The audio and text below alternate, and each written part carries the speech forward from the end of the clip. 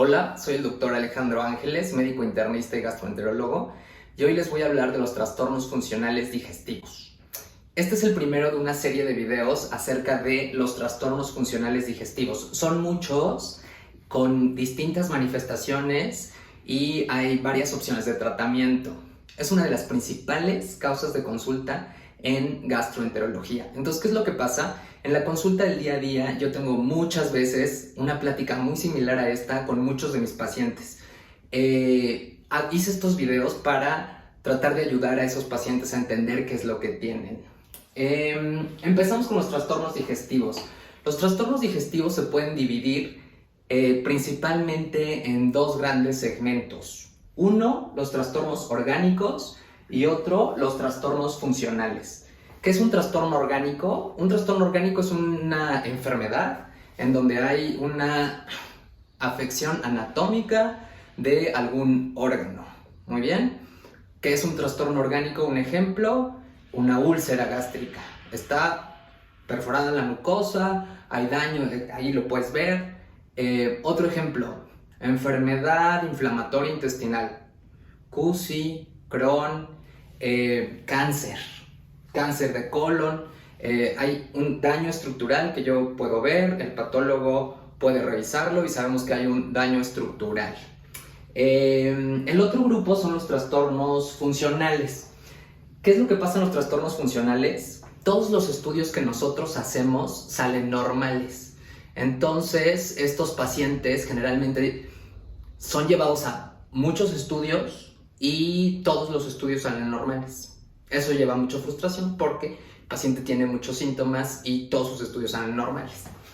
En medio de los dos, entre los orgánicos y los funcionales, hay unos que son los trastornos de la motilidad gastrointestinal. En realidad esos se pueden estudiar, hay estudios especiales para evaluar la motilidad gastrointestinal, pero no es el tema de este video. Algunos ejemplos de trastornos funcionales digestivos son estos: dolor torácico funcional, disfagia funcional, colon irritable y diarrea funcional. Todo funcional. Todos estos pacientes se les hacen estudios y todo sale normal. Un ejemplo, una vez un psiquiatra me mandó a un paciente porque tiene disfagia. ¿Qué es la disfagia? Dificultad para tragar. Siempre que tenemos un paciente con disfagia, lo primero que hay que hacer es una endoscopía para ver que el esófago esté bien, que no haya un tumor, una estenosis, una úlcera, algo orgánico que está haciendo que el paciente no pueda tragar. Principalmente que cáncer, ¿no? Tenemos que descartar que no haya un tumor ahí. Entonces, esta señora tenía dificultad para tragar, la estaba viendo el psiquiatra porque tenía también una depresión mayor, muy grave, con ideas suicidas.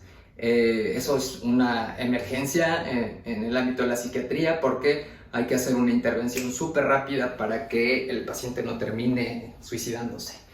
Entonces me dice, ¿sabes qué? Yo quiero dejarle un tratamiento para la depresión con riesgo suicida, que es algo un poco intenso, que es la terapia electroconvulsiva. Todavía se hace, ya está muy bien estudiada, muy bien controlada y funciona muy rápido, ¿no? Entonces, antes de llevar al paciente a este tratamiento, requería estudio de la disfagia, ¿no? Para ver que no tuviera algo orgánico ahí. Entonces, yo le hago una endoscopía a este paciente y el paciente está normal, ¿no? Revisamos el esófago, el estómago, la primera parte del intestino delgado, le tomamos biopsias del esófago, todo salió normal. El paciente inicia su terapia para la depresión, que es la terapia electroconvulsiva, y en la segunda sesión, después de la terapia electroconvulsiva, el paciente me habla y me dice, me curé, se me quitó la disfagia. Ya no tengo nada. Eso es un trastorno funcional digestivo. ¿Qué tienen de peculiar estos trastornos? Que dependen de la interacción entre el cerebro y el intestino. están profundamente conectados el cerebro y el intestino. El estrés, las emociones, incluso es bastante frecuente si una persona está muy enamorada que diga siento mariposas en el estómago. Bueno, eso es una emoción ligada a una percepción en el tracto digestivo. Eso es algo lindo, vamos a decirlo de alguna manera, pero en el otro extremo está la enfermedad. Los trastornos funcionales digestivos se caracterizan porque fastidian mucho la vida, ¿no? No es algo grave, pero fastidian mucho la vida porque diariamente comemos y defecamos, y si tienes síntomas al comer o después de comer y para defecar, que es algo que haces diario, pues obviamente vas a estar fastidiado y vas a tener una mala calidad de vida. Son sin lugar a dudas muy interesantes. Existe como el más común o el más conocido de los trastornos funcionales digestivos, que es el síndrome intestino irritable, muy bien, o el colon irritable. Los pacientes generalmente lo asocian o lo nombran colitis por estrés. Es muy interesante esa historia porque no es solamente por estrés, pero sí el estrés puede ser un desencadenante.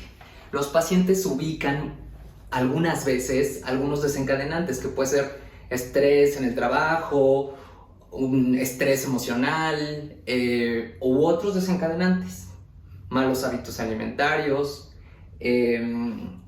exposición a múltiples medicamentos que desencadenan estos cuadros que generalmente son dolor. El colon irritable o el típico colitis por estrés que la gente ubica se caracteriza por dolor abdominal y un cambio en el patrón de las evacuaciones. Muy bien, ya sea generalmente es estreñimiento. En México lo más frecuente es que el colon irritable sea dolor abdominal con estreñimiento, y en algunos pacientes puede ser diarrea o puede alternarse periodos de estreñimiento con diarrea.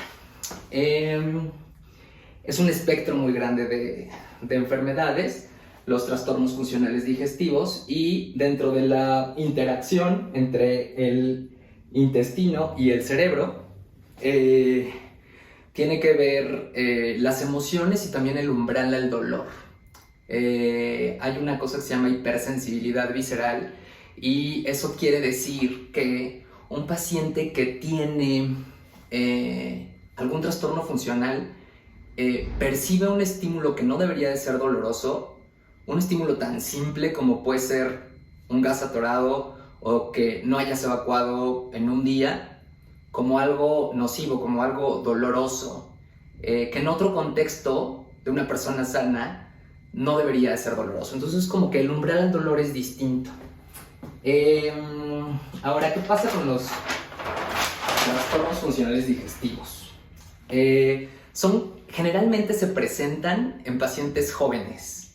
Es raro que un paciente después de la cuarta década de la vida empiece con colitis por estrés. Generalmente estos pacientes toda la vida han tenido algún tipo de síntoma, ¿no? Si estaba en la universidad o cuando estaba más joven me estresaba y me dolía la panza. Esa es como la típica historia, ¿no? Como una larga historia de síntomas, o gente joven que está empezando con síntomas. Entonces tenemos al paciente, que es una persona joven generalmente, presenta síntomas.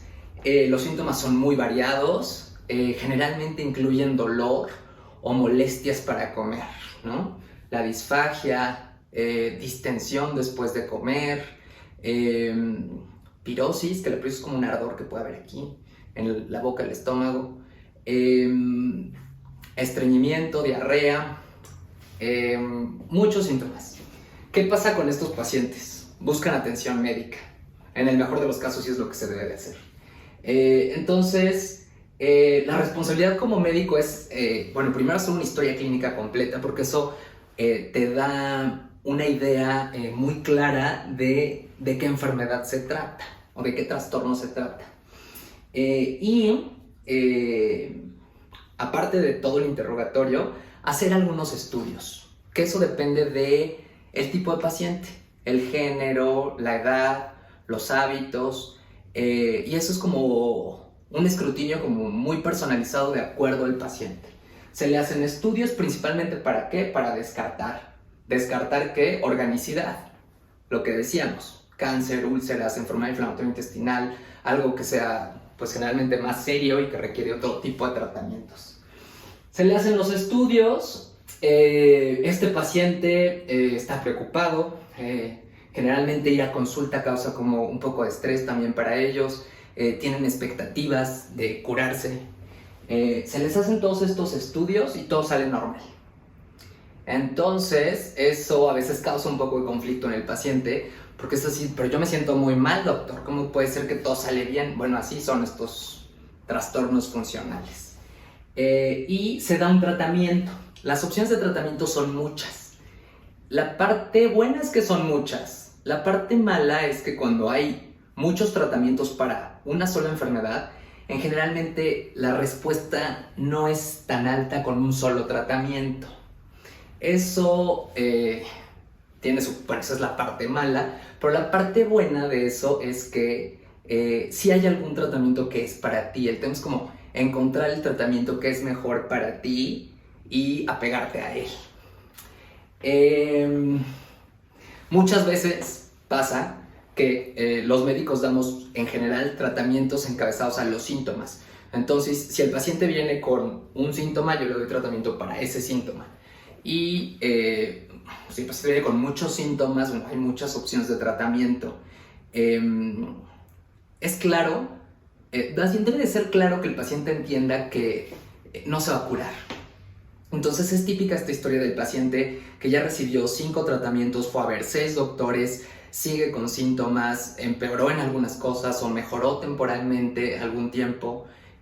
Yo siempre algo que trato de dejar claro con estos pacientes, digo, después de haber hecho los estudios y haber descartado que no tengas otra cosa grave, es que es una enfermedad incurable.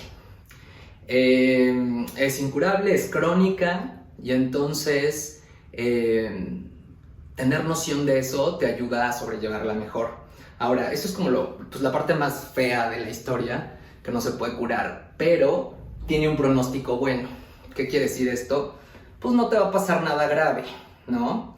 O sea, no te va a dar cáncer, no te va a salir una úlcera, nadie se muere de colitis por estrés o de colon irritable. Entonces, el pronóstico en general es bueno. Y la otra cosa muy buena es que se puede controlar. No les voy a hablar tanto, o más bien ya no les voy a hablar de tratamiento, pero hay muchas opciones de tratamiento y como ya les dije, mucho es como encontrar qué es lo mejor para cada paciente, como para su perfil especial de trastorno funcional que tiene, qué es lo mejor para ti y apegarte a eso.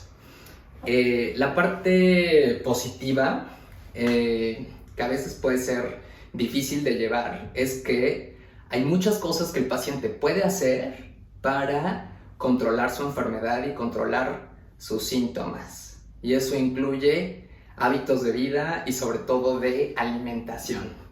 En camino con eso hay tratamientos farmacológicos para síntomas, para regular la sensibilidad en el intestino y en dieta. Entonces, hay muchas opciones de tratamiento, y el tema es como encaminarlo y personalizarlo de la forma en que es mejor para cada paciente. Muy bien, pues eso es todo. Espero que les haya gustado este pequeño video y voy a seguir haciendo otros videos acerca de los distintos trastornos funcionales por ahí y pues espero que los vean, que les sirvan, y si les gustó este video suscríbanse, denle like y les mando un abrazo.